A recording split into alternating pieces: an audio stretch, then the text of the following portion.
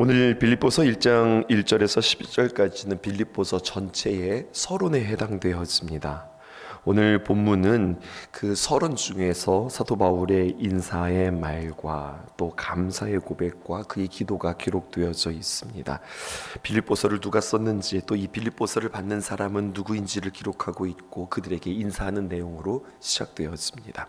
1절 보실까요? 그리스도 예수의 종 바울과 디모데는 이렇게 표현하고 있죠. 편지 보내는 사람이 기록되어져 있어요. 바울뿐만 아니라 바울과 디모데가 여러분들에게 편지를 씁니다. 이렇게 표현하죠. 성경에는 그리스도 예수의 종이라고 표현되어져 있는데요, 원문에 보면은요 이렇게 표현되어 있어요. 영어 성경도 마찬가지고 그리스도 예수의 종들, 복수로 표현되어져 있어요. 바울 그리고 디모데, servants of Christ Jesus 이렇게 표현되어 있거든요. servants, 종들 표현되어 있어요. 무슨 뜻일까요? 그리스도 예수의 종은 바울만이 아닙니다. 그리스도 예수의 종은 바울도 종이고 디모데도 종이다.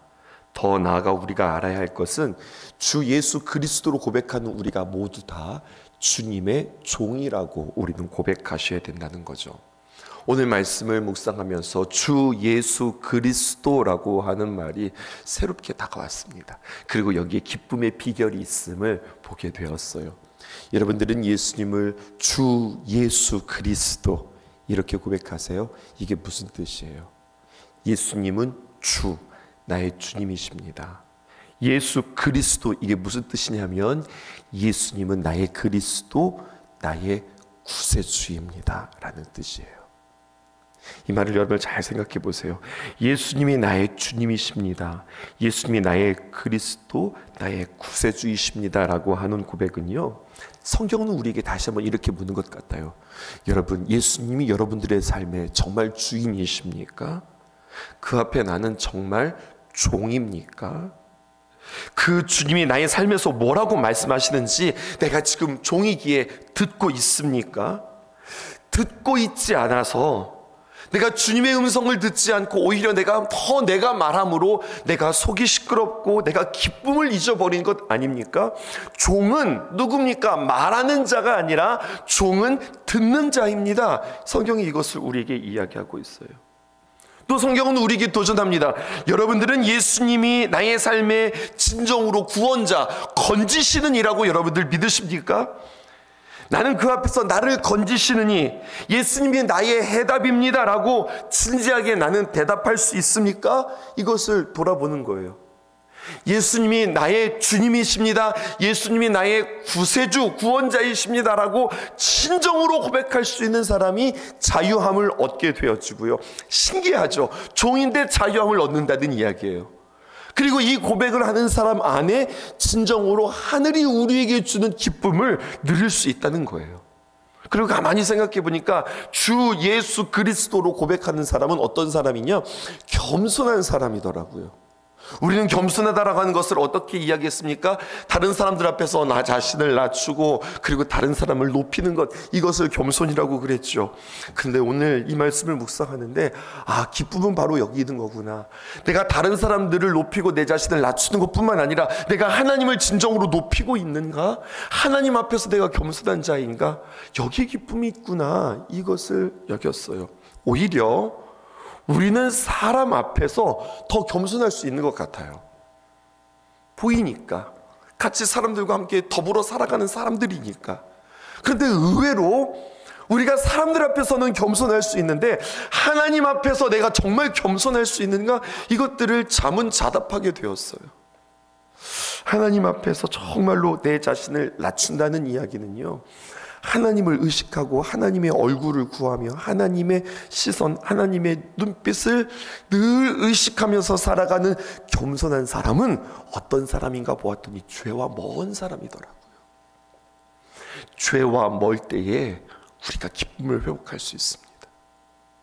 죄와 가까우면 결코 죄와 내가 함께 뒹굴고 있는데 기쁠 수 없다고 성경은 우리에게 이야기하고 있습니다. 내 마음대로 살아가면, 내 인생의 구세주 노릇을 내가 하고 있으면 행복하지 않습니다. 기쁘지 않습니다. 그 기쁨을 맛볼 수 없다고 이야기해요. 주 예수 그리스도. 이 고백이 오늘 이 아침에 우리에게 새롭게 더 진심으로 고백되는 저와 여러분 되기를 축복합니다. 여러분, 오늘 사도 바울이 등장하는데 바울의 본래 이름은 무엇이었죠? 사울이었습니다. 사울의 이름이 갖는 상징이 있었습니다. 이스라엘 베냐민 지파의 초대 왕 사울, 그 이름의 뜻은 어떤 뜻이냐면 큰 사람입니다. 그런데 그의 이름이 하나님 앞에서 사울이 바울로 바뀌었어요. 바울은 아주 작은 뜻, 작은 표현의 차이인 것 같으나 뜻은 완전 반대예요. 바울은 작은 자라고 하는 뜻입니다. 바울이라고 하는 단어가 그리스어로 파오라고 하는 동사에서 나온 말로, 파오라고 하는 말은 작은 자라고 하는 뜻 말고 또 어떤 뜻이냐면 내려놓는 자, give up, 포기하는 자라고 하는 뜻입니다. 여기서 작은 자라고 하는 말이 파생되었어요. 그러면 여러분, 사도 바울은 무엇을 포기했을까요? 우리는 또 다시 한번 주 예수 그리스도를 생각합니다. 많은 것들을 포기했지만 그의 삶 가운데 참 많은 것들을 내려놓았지만 나의 삶의 주인됨을 내려놓은 사람임을 우리는 보게 되었습니다. 예수님 때문에 모든 거 내려놓고 예수님 때문에 포기할 줄 아는 사람, 예수 그리스도 안에서 부름받은 사람이라고 하는 사람은 누구냐? 스스로를 작은 자라고 여기는 사람, 겸손한 사람. 이러한 자가 하나님께 붙들리고 하나님께서 부어주시는 그 기쁨을 맛보면서 살아가는 거예요. 그리스도의 종이라고 하는 의미에는 동시에 어떤 뜻이 있다고요? 예수님이 나의 삶의 주인이십니다 라고 하는 뜻이 있어요. 우리는 주님 앞에서 주님의 귀한 피값으로 말미암아 그 피값이 지불되어진 그리스도의 종들이다. 종들, 여러분, 노예들의 특징을 한번 생각해 보세요. 종하니까 우리는 어감이 좀 좋죠. 근데 종이라고 하는 말 서번트는 노예라고 하는 뜻이거든요. 일단 노예들에게는 어떤 특징이 있냐면 내 것이 없습니다. 노예가 무슨 내 것이 있어요. 우리가 정말 그리스도의 종들로부터 부름받았음에도 불구하고 얼마나 우리는 삶 속에서 이게 내 것, 내 자리, 내 일, 내 것, 나를 얼마나 많이 주장하는가 생각해 봅니다. 여러분, 우리가 예수 그리스도 그분이 무서워서 두려워서 억지로가 아니라 우리가 주님 앞에 종되었습니다라고 하는 내가 어쩔 수 없이 주님 앞에 어거지로 종이 되었다라고 하는 뜻이 아니라 내가 예수님을 내 마음 가운데 내 스스로 자원하는 마음으로 영접한 거잖아요. 예수 그리스도를 사랑함으로 그 은혜에 보답함으로 자원하는 마음으로 여러분 내가 주님 앞에 종이 되었어요. 이게 진정한 순종인 거예요. 바울의 순종은 그렇게 진정으로 자기 자신을 파우스 내려놓은 자는, 그렇게 하나님의 귀한 기쁨이 있는 자는 가만히 보았더니 그와 함께 있었던 믿음의 아들 디모데에게 그대로 그 영향력들이 이렇게 흘러가게 되어짐을 보게 되었어요.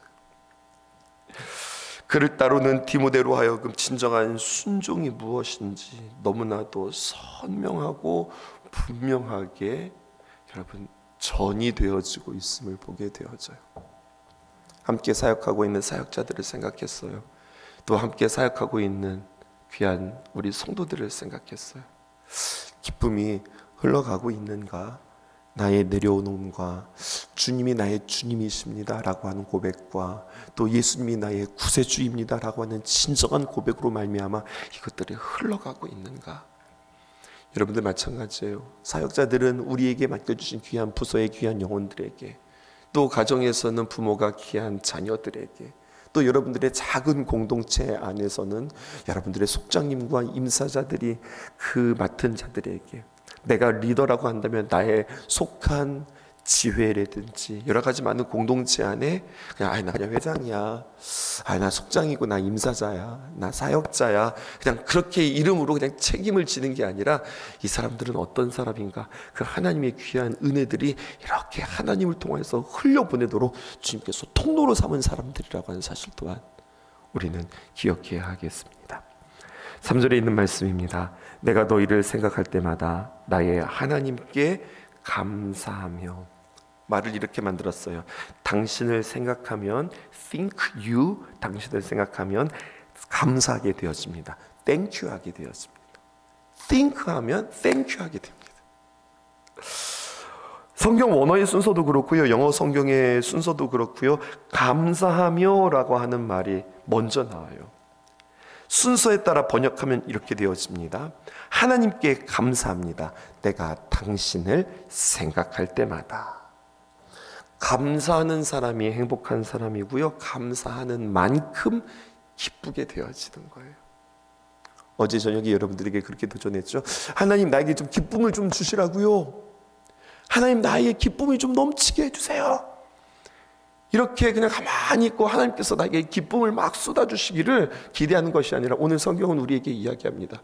누가 기쁜 자냐? 주 예수 그리스도를 진정으로 고백하는 자. 누가 기쁜 자냐? 감사하는 자가 기쁜 자다. 우리에게 이야기하는 거예요. 여러분, 감사의 조건이 있을 때 감사하는 거, 나에게 잘해주는 누군가로 인하여서 내가 뭔가가 잘 되어서 감사하는 거, 세상 사람들도 하는 감사입니다. 성도의 감사는 달라요. 조건의 감사가 아니라 범사의 감사. 내가 이러이러해서 내가 감사하다가 아니라 모든 조건에서 내가 범사에 감사하는 거예요. 범사의 감사의 구체적인 예를 사도 바울이 보여주고 있습니다. 사도 바울은 감사하는데 어떻게 감사하느냐? 하나님을 이렇게 표현하고 있어요. My God. 하나님을 나의 하나님으로 고백하고 있어요. 여기에서 감사가 터져나오기 시작하는 거예요. 어떤 조건들로 감사하는 게 아니라 하나님이 나의 하나님이다. 사도 바울은 지금 어디에 있는 겁니까? 감옥에 있는 거죠. 감옥 안에 있을 때에 여러분, 범사에 감사하고 항상 기뻐할 수 있는 사람은 사도 바울과 하나님 사이에 친밀한 관계에 있을 때, 인격적인 관계에 있을 때 감사한 거예요. 감옥 안에 있다고 그랬잖아요. 감옥 안에 있으면 하나님과의 관계가 깨질 수도 있거든요. 감옥 안에 있으면, 아니 내가 하나님 앞에 어떻게 했는데 지금 내 지경이 지금 이런 지경입니까? 형편이 이런 형편입니까? 하나님과의 관계가 돈독해지는 것이 아니라 하나님과의 관계가 깨질 수 있는 상황입니다.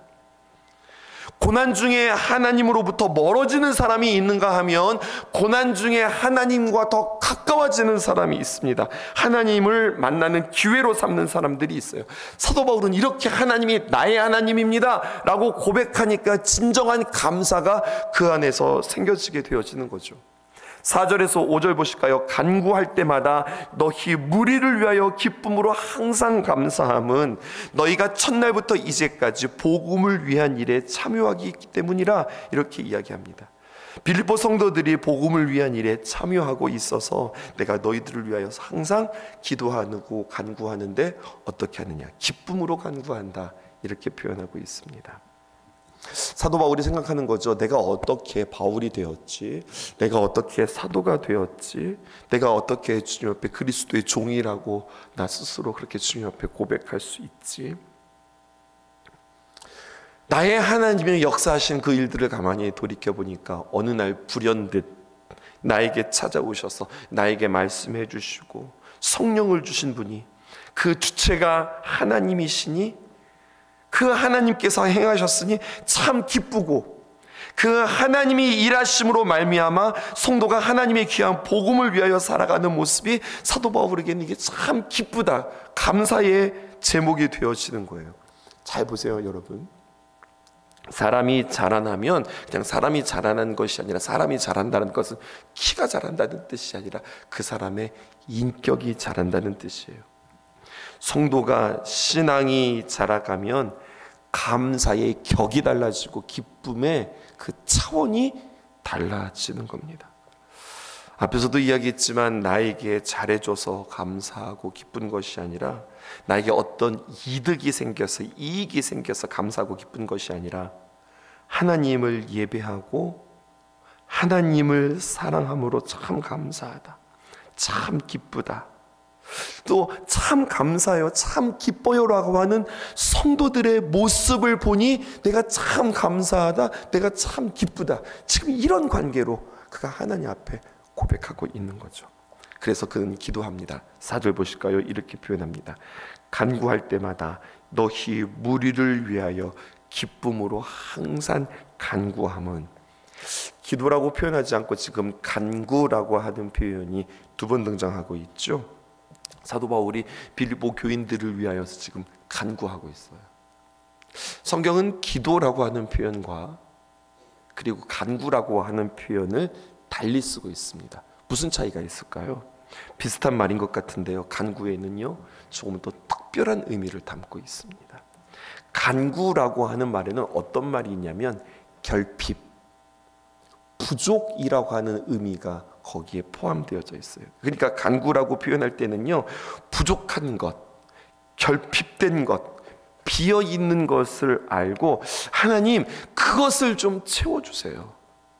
하나님 이것들이 채워주세요. 이렇게 기도하는 것이 간구인 거예요.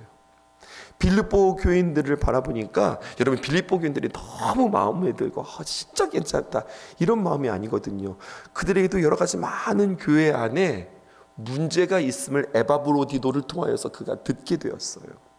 그럼에도 불구하고 간구합니다. 안타까운 마음으로, 속상한 마음으로, 내가 그렇게 이야기했는데 왜 그게 안 되지?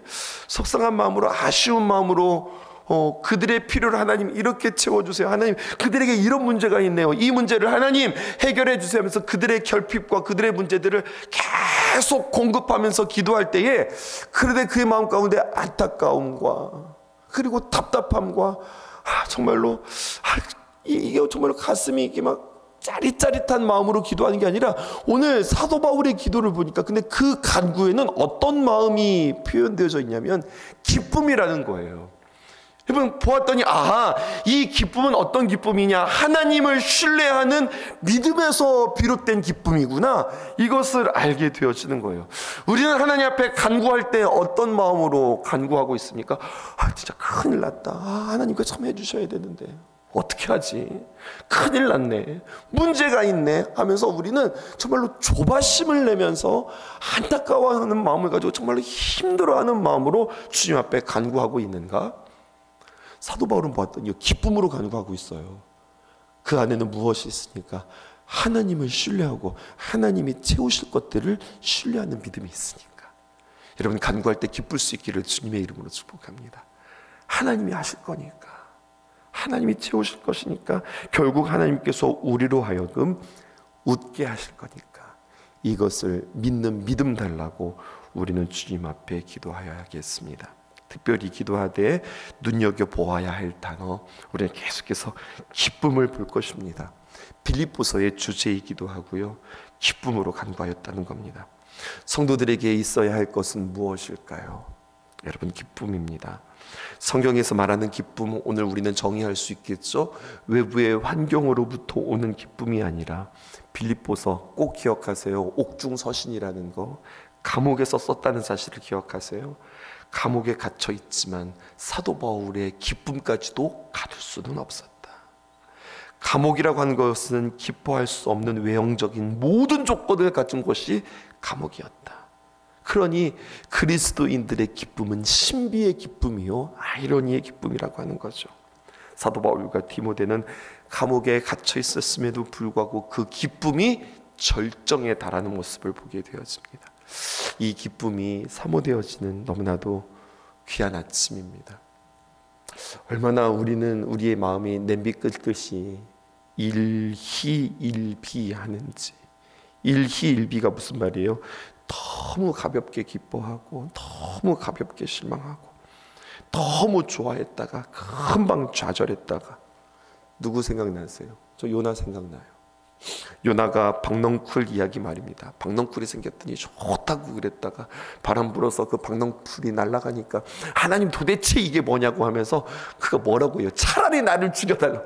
하나님 또 박넝쿨 없어졌다고 또 그걸 가지고 죽여달라고 할 것 같이 또 뭐가 있어요? 너무 극단적이죠. 그런데 그 모습이 바로 우리들의 모습은 아닌가 생각하는 거예요. 막 좋았다가 또 너무 낙심했다가. 그리스도인의 기쁨은 환경을 초월하는 기쁨이다. 이것을 다른 말로 표현하면 그럼에도 불구하고 기뻐하고, 예수님으로 인하여서 기뻐하고, 오늘도 기쁨을 잃어버릴 만한 환경이 빼곡히 우리 주변에 여전히 있고요, 자, 보세요. 우리는 지금 기쁨을 간구하면서 기도하잖아요. 그러면 여러분, 마귀는 어떻게 할까요? 계속해서 우리 기쁨을 뺏어갈 거예요. 그럼 우리는 기도하십시다. 어떻게 기도할까요? 하나님, 기쁨을 빼앗기지 않겠습니다. 하나님, 나는 기쁨을 빼앗기지 않겠습니다. 함부로 기쁨을 내가 놓치지 않겠습니다. 기도하는 저와 여러분들 되어지기를 주님의 이름으로 축복합니다. 한 가지만 더 보실까요? 8절에 있는 말씀 우리 함께 읽어보십시다. 시작. 내가 예수 그리스도의 심장으로 너희 무리를 얼마나 사모하는지 하나님이 내 증인이시라. 하나님이 나의 증인이시다 이야기하는 거예요. 여러분, 이건 위대한 말이고 아무나 할 수 없는 말입니다. 이것을 아무나 함부로 말하면은 십계명의 세 번째 계명을 어기게 되어지는 거예요. 쉽게 말해서 여호와의 이름을 망령되이 부르게 되어지는 거예요. 왜 사도 바울이 자신의 사랑에 대해서 이런 말을 하게 되었을까요? 사도 바울은요, 빌립보 교인들을 진심으로 사랑했습니다. 하나님이 증인입니다 라고 이야기하기까지는 빌립보 교인들 가운데는요, 무슨 말이냐, 내가 여러분들을 사랑하는지 우리 하나님의 증인입니다. 아니죠. 내가 여러분들을 사랑하는지 누가 증인인 거예요? 여러분들이 증인이지 않습니까? 이렇게 이야기하는데, 여러분들이 증인이 아니라 하나님이 증인이라고 하는 이야기는요, 여기는 한 가지 사연이 있는 거예요. 무슨 사연이 있느냐? 하나님이 증인입니다 라고 말하기까지는 빌립보 교인들 가운데에는 사도 바울의 사랑을 의심하는 사람들이 있었다는 이야기예요. 그래서 뭐라고 이야기하는 거예요? 하나님이 나의 증인입니다 라고 이야기하는 거예요. 이것을 우리의 삶 가운데 어떻게 적용하실 수 있는지 아세요? 아주 귀한 사랑이고, 사도 바울의 사랑은 정말 진심의 사랑이고 찐사랑이었거든요.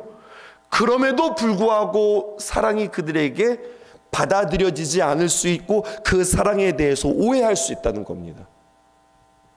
언제나 사랑은 여러분, 내가 여러분들을 사랑합니다 라고 하는 사랑한다고 말하는 사람의 언어가 아니에요.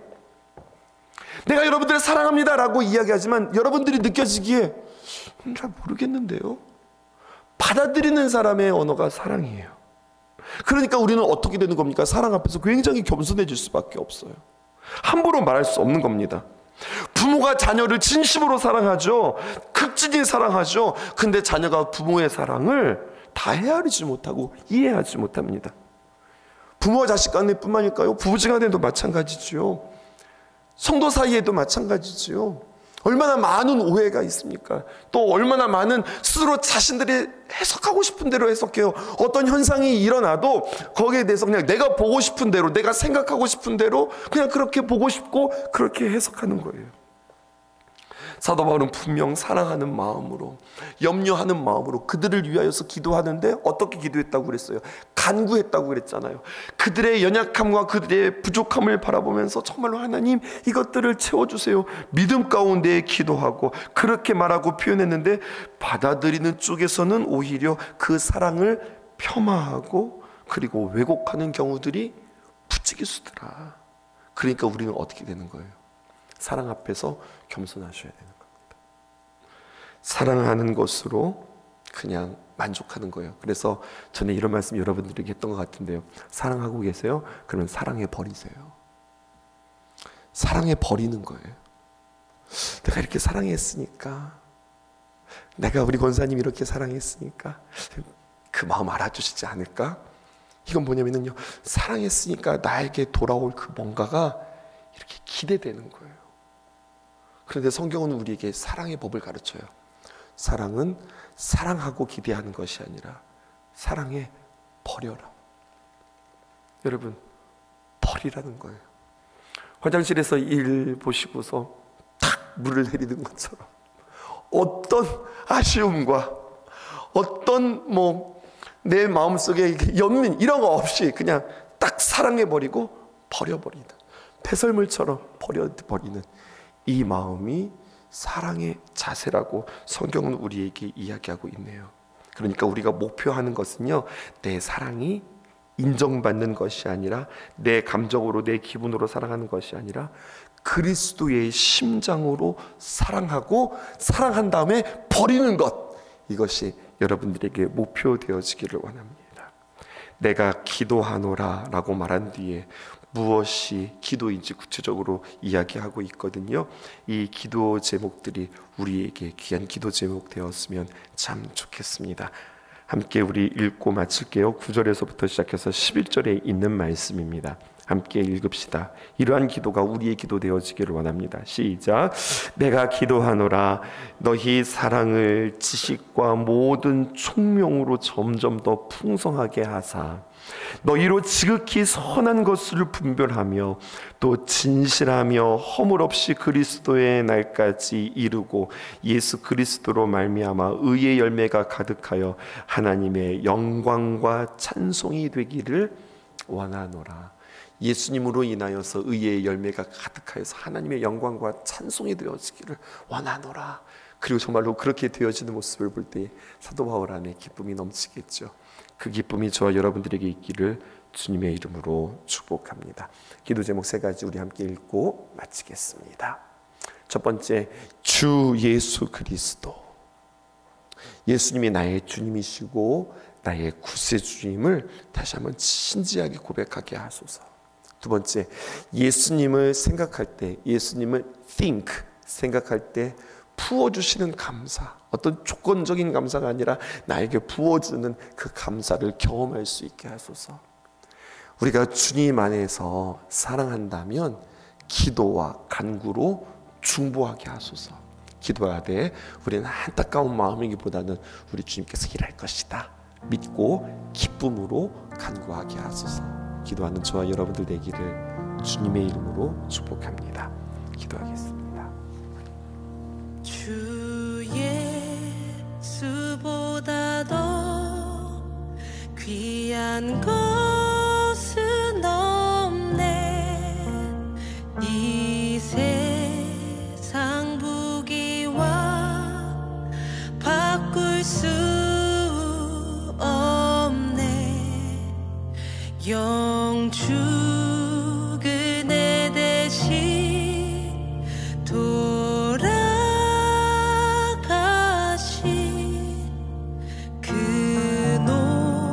놀라운 사랑 잊지 못해. 주 예수보다 더 귀한 것은 없네. 이 세상 명예와 바꿀 수 없네. 이전에 즐기던 세상 일도 주 사랑하는 마음 맺지 못해. 세상